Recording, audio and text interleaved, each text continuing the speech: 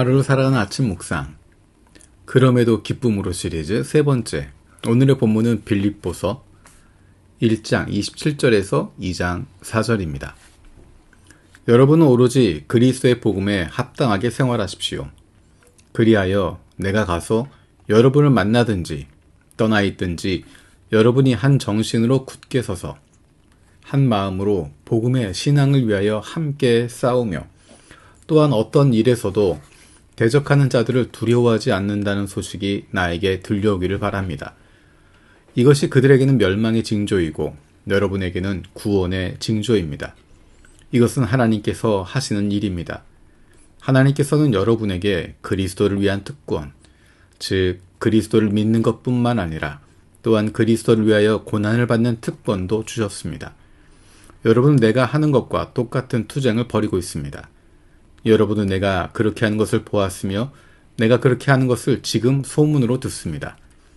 그러므로 그리스도 안에서 여러분에게 무슨 격려나 사랑의 무슨 위로나 성령의 무슨 교제나 무슨 동정심과 자비가 있거든 여러분은 같은 생각을 품고 같은 사랑을 가지고 뜻을 합하여 한 마음이 되어서 내 기쁨이 넘치게 해주십시오. 무슨 일을 하든지 경쟁심이나 허영으로 하지 말고 겸손한 마음으로 하고 자기보다 서로 남을 낮게 여기십시오. 또한 여러분은 자기 일만 돌보지 말고 서로 다른 사람들의 일도 돌보아 주십시오. 아멘. 사도 바울은 그가 사랑하는 빌립보 교회 공동체에 함께라고 하는 것, 함께, 한 마음으로, 서로라고 하는 것을 강조하고 있습니다. 복음에 합당한 삶은 공동체가 함께 만들어 가는 것이기 때문입니다. 홀로 감당하기 힘든 고난도 함께하면 넉넉히 이길 수 있고 혼자서 뿌리치기 힘든 죄악의 유혹도 서로 격려하고 경계하면 물리칠 수 있습니다. 하나님께서는 우리에게 한 가지를 말씀하십니다. 하나님 우리를 사랑하시는 것처럼 우리도 하나님을 사랑해 달라는 것입니다. 그런데 그 하나님에 대한 사랑, 하나님을 사랑하는 표현하는 방법을 우리에게 맡기신 이웃을 사랑하는 것이라고 말씀하십니다. 그래서 성경은 우리에게 하나님을 사랑하라, 이웃을 사랑하라 말씀하십니다. 예수님께서 가르치시는 내용도 바로 이것입니다. 하나님을 사랑하라, 그리고 이웃을 사랑하라. 신을 사랑하라 라고 하는 것은 모든 종교가 가지고 있는 내용입니다. 하지만 그 신을 사랑하는 것과 이웃을 사랑하는 것을 동일한 수준에 놓는 종교는 발견하기 어렵습니다. 하나님을 믿는다고 하는 것, 그분은 우리에게 분명하게 이야기하십니다.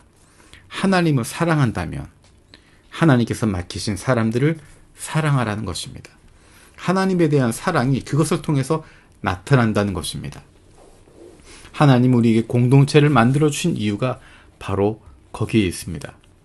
공동체를 섬기는 것을 통해서, 공동체와 함께하는 것을 통해서 하나님을 사랑하는 것을 내가 확인할 수 있습니다. 그리고 하나님께서 살아계심을 경험할 수 있습니다. 공동체를 통해서 내 믿음이 자라나게 됩니다. 공동체를 통해서 진정한 기쁨을 누릴 수 있게 되는 것입니다. 하나님께서 만약에 하나님을 사랑하는 것과 이웃을 사랑하는 것, 공동체를 사랑하는 것을 별개로 하셨다면 우리는 교회가 필요하지 않습니다. 공동체가 필요하지 않습니다. 단순히 1대1로 하나님과 나와의 관계로만 끝나고 신념에 대한 것, 관념에 대한 것, 생각에 대한 것으로만 끝날 수 있습니다.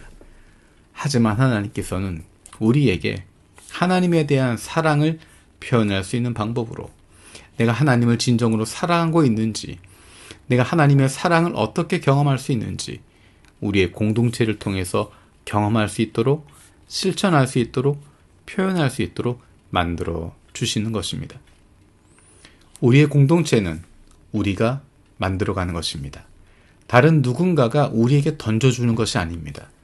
완성된 공동체가 주어지는 것이 아닙니다. 우리에게 주어지는 것이고 우리가 만들어가는 것입니다. 함께 만들어가는 것입니다. 서로 다른 사람들이, 서로 관계 없었던 사람들이, 서로 알지 못했던 사람들이 어쩌면 서로 용서할 수 없었던 사람들이 단 한 가지 이유, 예수 그리스도로 말미암아 하나님의 가족이 되었기 때문에 서로를 용납하고 서로를 받아주고 함께 공동체를 만들어 가는 것입니다. 그 과정이 쉽지 않습니다. 그 과정이 내 맘 같지 않습니다. 그렇기 때문에 내 맘 같지 않고 내 생각과 다르기 때문에 함께 맞추어 가는 것입니다.